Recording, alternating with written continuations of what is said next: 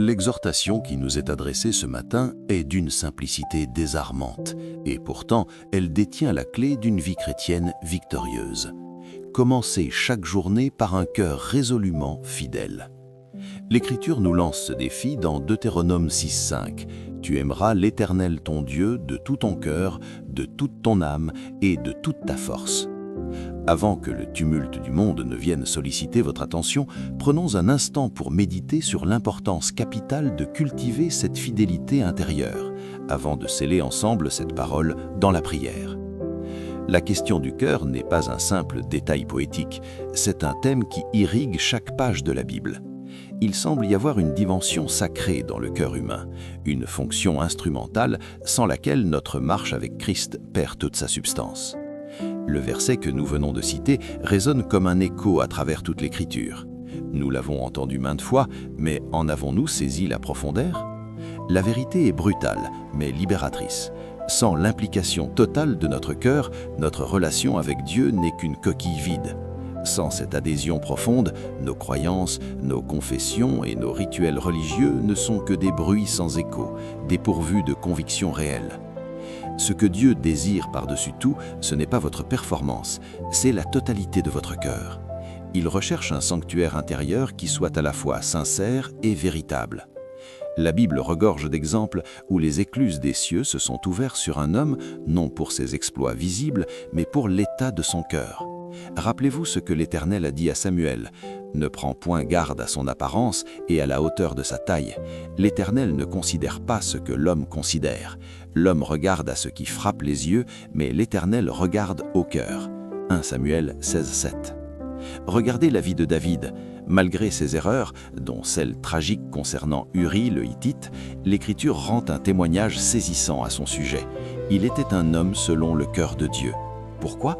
Parce que son orientation fondamentale, l'inclinaison de son être intérieur, était droite devant son Créateur. Ce même témoignage accompagne tous les rois d'Israël qui ont marqué leur génération. Leur succès n'était pas d'abord politique ou militaire, il était ancré dans la fidélité de leur cœur envers l'Éternel. Mais qu'est-ce qu'un cœur fidèle, concrètement? C'est un cœur purifié, une demeure habitée par l'amour de Dieu et une dévotion sans partage. C'est une volonté fermement résolue à accomplir son dessein, une confiance inébranlable et une loyauté qui ne vacille pas devant les circonstances. C'est être vrai, tout simplement, devant celui qui sonde les profondeurs. Soyons réalistes, un tel cœur ne nous est pas octroyé par magie ou par automatisme. Certes, lors de notre salut, nous sommes lavés et purifiés de nos fautes. Aux yeux de Dieu, nous sommes nets. Mais la vie chrétienne exige une maintenance active de ce sanctuaire intérieur. Le cœur n'est pas un terrain statique, c'est une terre qui doit être cultivée quotidiennement. Sans vigilance, d'autres affections, d'autres idoles subtiles peuvent s'immiscer et altérer notre pureté initiale. C'est une pente glissante que seul un cheminement conscient avec Dieu peut éviter. Les géants de la foi dont la Bible fait l'éloge étaient des hommes et des femmes qui marchaient avec Dieu. Pour eux, la communion n'était pas un événement submandalien, mais un délice constant.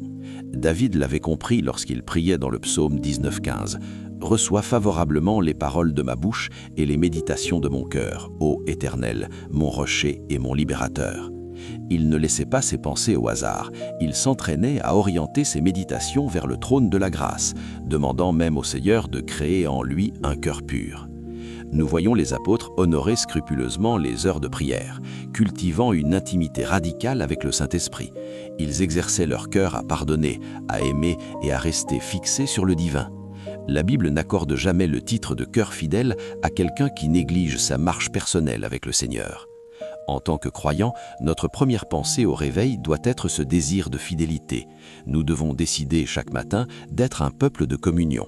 C'est dans ce face-à-face quotidien que le cœur reste tendre et sensible à sa voix.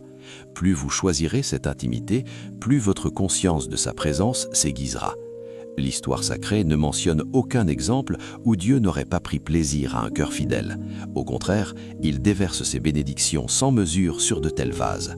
Pensez à Abraham, sa fidélité intérieure l'a propulsé au rang de père de la foi et lui a valu d'être appelé l'ami de Dieu. Toute la grandeur d'Abraham découlait de cette marche intime, un pas après l'autre, avec un cœur ancré dans la fidélité. Mes amis, j'aimerais vous dire ceci avec force. Il n'est jamais trop tard pour entamer ce voyage. Peu importe les saisons de sécheresse ou les distractions passées, l'opportunité de cultiver une dévotion authentique est là, devant vous. Je me souviens du jour où j'ai pris conscience que mon cœur n'était plus totalement aligné sur le Seigneur. J'ai compris que le changement ne viendrait pas d'une simple émotion, mais d'une décision radicale de me reconsacrer. C'est cette même décision que vous pouvez prendre à cet instant précis. Tout commence par un choix, suivi d'une détermination inébranlable à marcher dans ses voies. Décidez aujourd'hui de revêtir ce cœur fidèle et vous verrez votre vie spirituelle se métamorphoser de manière drastique. La bonne nouvelle, vous n'êtes pas seul. Dieu lui-même devient votre aide dans ce processus.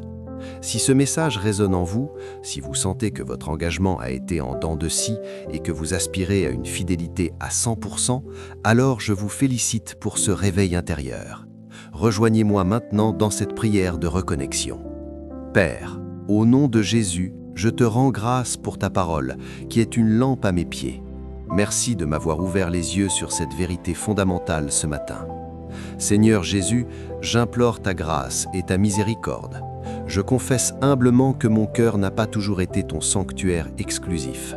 Mon attention a été morcelée, ma dévotion affaiblie et ma loyauté vacillante. Les distractions, les soucis du siècle présent et les désirs éphémères m'ont trop souvent éloigné de notre communion. Aujourd'hui, je dépose les masques.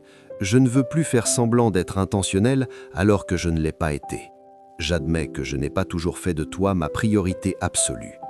Parfois, j'ai aimé l'idée de la piété plus que la discipline qu'elle exige. J'ai voulu ta force sans chercher ton intimité.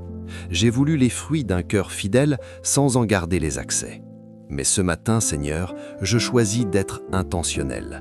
Je tourne mon cœur vers toi sans réserve. Je refuse de vivre ma foi de manière superficielle. Sonde-moi, ô Dieu, et traite tout ce qui en moi n'est pas aligné sur ta volonté. Déloge tout ce qui occupe indûment ton espace dans ma vie. Aide-moi à garder un cœur pur et sincère, loin des apparences religieuses. Je te demande la grâce de la constance. Je sais que ma propre force est insuffisante. Mes bonnes intentions ne suffiront pas à me maintenir fidèle. C'est pourquoi je m'enracine en toi. Que ta présence devienne mon rythme naturel. Que la prière ne soit plus un fardeau, mais ma joie suprême. Père, aide-moi à rester fidèle chaque jour, et pas seulement dans les moments d'euphorie spirituelle. Une fidélité enracinée dans la vérité. Affermis mon cœur dans toutes les saisons, qu'elles soient de montagne ou de vallée. Que ma foi ne soit pas dictée par mes émotions changeantes, mais fondée sur ta vérité immuable. Que ma fidélité ne fluctue pas selon mes circonstances, mais qu'elle soit profonde et soutenue par ta grâce souveraine. Alors que je commence cette journée, guide mes pas. Enseigne-moi une fidélité qui ne soit ni superficielle, ni temporaire, ni basée sur la commodité. Même quand la vie se précipite, même quand les émotions sont lourdes, garde mon esprit focalisé sur toi. Dans la tentation de m'égarer, que ton esprit me ramène. Quand je suis faible, fortifie-moi. Quand je suis distrait, recentre-moi. Merci, Père Céleste, car je crois que tu l'as fait. Merci d'avoir entendu mon cri et d'avoir ouvert le chemin d'une communion restaurée. Dès aujourd'hui, ma vie prend une direction nouvelle. Je marche avec intention, avec dévotion et avec un cœur qui t'appartient totalement. Au nom de Jésus-Christ. Amen. Le triomphe du cœur consacré. Nous terminons ce moment de prière, mais la puissance de cette prière continue d'agir en vous. Vous avez aujourd'hui posé une pierre angulaire pour votre destinée. N'oubliez jamais que la grandeur de votre vie chrétienne ne dépend pas de l'éclat de vos paroles, mais de la fidélité de votre cœur dans le secret de sa présence. Vous repartez avec une onction de constance. Ce qui était hier un effort devient aujourd'hui un élan d'amour. Les chaînes de l'inconstance sont brisées et la paix du Seigneur qui surpasse toute intelligence devient votre rempart. Que chaque heure de cette journée témoigne de votre nouvelle proximité avec le Maître.